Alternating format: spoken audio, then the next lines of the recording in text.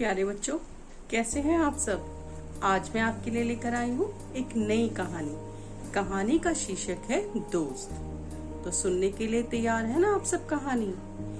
एक बार की बात है, मौसम बहुत सुहावना था क्योंकि सर्दियों का मौसम था और दिन भी था रविवार यानी छुट्टी का दिन।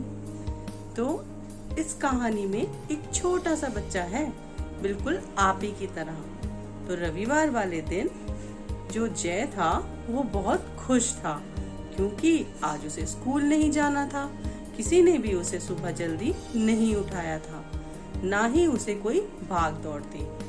इसीलिए वो आज बहुत खुश था। बड़े ही खुश मन से वो उठा था। सभी लोग नाश्ते की मेज पर इंतजार कर रहे थे क्योंकि हर संडे, हर रविवार कुछ स्पेशल बनाया जाता था। तो आज माँ ने पूड़ी आलू बनाया था, दादी ने फ्रूट चाट बनाई थी और पिताजी ने जूस तैयार किया था। तो इसीलिए जय आज बहुत खुश था और वो नाश्ते की टेबल पर खुश खुश होकर आ गया। जैसे ही वो टेबल पर बैठा तो उसे ध्यान आया कि आज तो रविवार है और उसने अपने दोस्तों से वादा किया था कि हर रविवार वो मैदान में खेलेंगे। तो उसने फटाफट से अपना नाश्ता लिया और उसे खत्म किया और भागने लगा। माँ ने पूछा, क्या हुआ, नाश्ता तो सही से कर लो। तो उसने कहा, हो गया मेरा, क्योंकि मेरे दोस्त मेरा इंतजार कर रहे होंगे, वो सब मैदान में पहुंच चुके होंगे।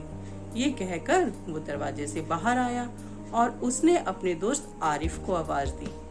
आरिफ भी अपने हाथ में सैंडविच लिए बाहर आ गया क्योंकि वो भी बहुत जल्दी में था। जैसे ही दोनों मैदान की तरफ जाने लगे तो उन्होंने देखा कि एक कबूतर घायल हालत में नीचे गिरा हुआ था।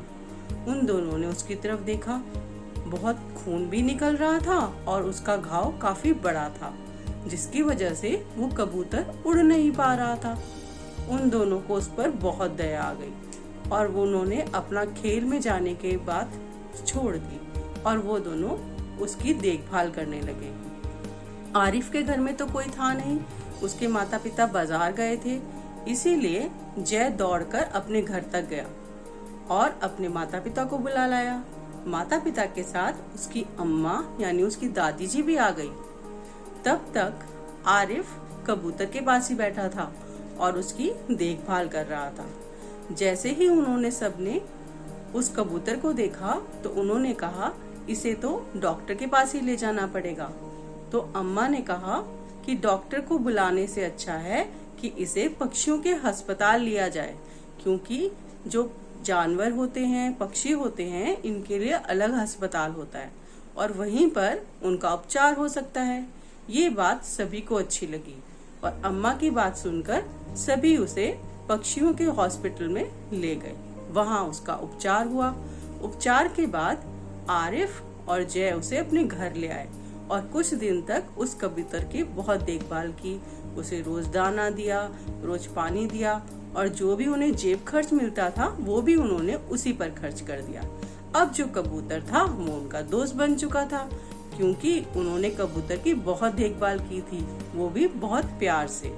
तो कबूतर का नाम उन्होंने दोस्त रखा। वो उसे दोस्त के नाम से ही बुलाते थे और वो जो कबूतर था वो भी दोस्त नाम सुनकर फटाफट से आ जाता था। थोड़े दिनों बाद वो कबूतर ठीक हो गया और उड़ने लगा। तो अब उन्होंने सोचा कि अब ये बिल्कुल ठीक हो गया है तो अब हम इसे उड़ा देते हैं और उन्होंने बालकनी से उस कबूतर को उड़ा दिया। लेकिन अगली सुबह उन्होंने क्या देखा कि उन्हें अपनी बालकनी से फिर गुटर गू ऐसे आवाज आने लगी। वो खुश हो गए और दोनों जोर से चिल्लाने लगे, दोस्त आ गया, दोस्त आ गया, और दोनों खिड़की पर गए। उन्होंने देखा कि अब वो कबूतर रोज उनसे मिलने आता था। तो इसी वजह से वो दोनों अपनी खिड़की पर और अपनी बालकनी में रोज एक मटके में पानी और दाना रखने लगे, जिसकी वजह से रोज वो कबूतर उनसे मिलने आता था। कुछ दिनों बाद उस कबूतर के साथ और भी कबूतर आने लगे और वो भी उनके दोस्त बन गए और सभी ने पक्षियों की अच्छे से देखभाल करी। तो कैसी लगी ये कहानी आपको? अच्छी लगी ना? तो आप भी अब ऐसा ही कीजिएगा, क्योंकि गर्मी का मौसम है।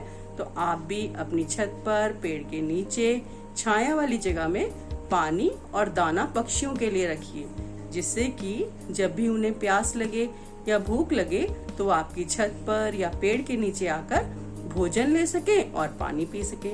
ऐसा ही करेंगे ना आप सब भी? Very good.